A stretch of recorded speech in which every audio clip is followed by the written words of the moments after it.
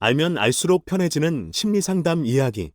마음이 편해지는 그날까지 함께 하겠습니다. 안녕하세요. 심리상담사 최혁찬입니다. 우리가 살면서 회사나 학교나 일상에서 많은 사람들을 만나고 있습니다. 그 중에 피해야 할 사람들도 있지만 이렇게 가깝게 지내면 참 좋은 사람들이 있습니다. 그냥 좋다가 아니라 인성이라는 기준으로 봤을 때 참 좋은 사람들입니다. 이런 사람들은 우리를 힘이 나게 합니다. 그러니 꼭 친해져야겠죠. 무엇보다도 스트레스가 많은 현대 사회를 살아가는 데 있어서 심리적인 자원이 되는 사람들입니다. 바로 존중, 경청, 공감, 격려하는 사람들입니다. 오늘은 존중하는 사람에 대해서 이야기하겠습니다. 좋아요, 구독과 알람 설정 꼭 부탁드려요. 뉴스를 보면 우리 사회에 갑질하는 사람들이 참 많이 있는 것 같습니다. 누가 왕으로 추대한 것도 아닌데 소위 갑질왕들이 세상에 군림하는 것 같습니다. 우리 삶의 주변에서도 갑질하는 사람을 보는 것이 어렵지 않습니다. 갑질하는 사람들은 분노 조절 장애가 있는 것처럼 보이기도 합니다. 물론 갑질하는 사람들도 마음에 아픔이 있고 그렇게밖에 할 수 없는 삶의 이야기가 있을 것입니다. 그래도 갑질 행위는 참 나쁩니다. 이와 정반대의 모습을 보인 사람들이 있습니다. 바로 존중하는 사람들입니다. 상담실에서 직장인들의 이야기를 들으면 사람이 어떻게 그렇게까지 할 수 있어요? 라는 생각이 들 때가 종종 있습니다. 사람을 대하는 태도가 진짜 너무 심한 경우들이 많습니다. 특히 콜센터처럼 사람을 대하는 업무를 하는 직장인들의 스트레스가 매우 큽니다. 심한 경우에는 공황장애 증상이 나타나기도 합니다. 상담실에 온 사람들의 이야기를 통해서 세상의 갑질 왕들을 마치 이렇게 아련하는 것 같기도 합니다. 이런 왕들은 참 별론데 말입니다. 사람들이 막 다 그렇게 좋지는 않아요. 어떤 사람을 만나는 것은 좋은데 어떤 사람을 만나는 것은 참 싫습니다. 저도 그렇습니다.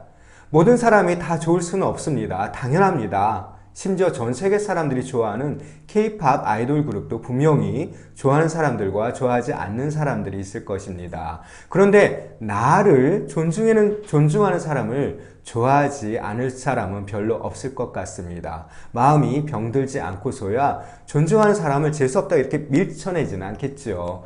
우리가 사는 사회를 민주주의 사회라고 합니다. 민주주의 사회에 대해서 어떻게 알고 계시나요? 우리와 가장 가깝지만 가장 먼 북한 사회와 비교하면 민주주의 사회가 어떤지 아실 수 있습니다. 뉴스를 통해 본 북한에서는 인간에 대한 존중이 거의 없어 보입니다. 초등학교 아이들도 배우는 민주주의 사회에서 살기 위한 태도들이 있습니다. 그것이 바로 존중입니다. 심지어 다른 사람을 존중하는 법은 유치원에서도 배웁니다. 그런데 성인이 되어가면서 존중할 줄 모르는 사람들이 많아지는 것 같아서 참 안타깝습니다. 도대체 어떤 삶을 살았길래 그럴까 말입니다. 심리상담학은 존중하는 태도와 존중감을 어떻게 설명하는지 한번 살펴보겠습니다. 존중감은 부모의 양육 태도를 통해서 발달합니다. 뻔한 이야기일 것 같은데 어쩔 수가 없습니다. 부모가 존중감을 가지고 아이를 이렇게 잘 대하면 아이가 존중감을 경험하면서 존중하는 태도를 이렇게 체득하는 겁니다.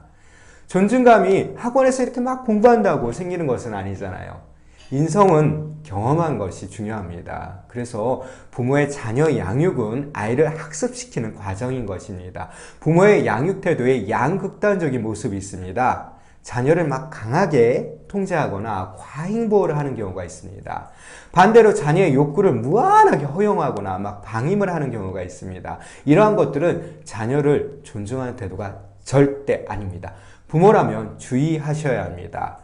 존중감은 성격입니다. 성격은 일관성이 있습니다. 그렇기 때문에 반드시 드러납니다. 그래서 누군가를 만나다 보면 나를 진짜 존중하는 것인지 아니면 나에게 무엇인가를 이렇게 좀 얻기 위해서 악으로 존중하는 것인지를 알아차릴 수가 있습니다. 진짜 존중하는 사람을 만나면 나를 배려하고 귀하게 여기고 있다는 것을 느낄 수 있습니다.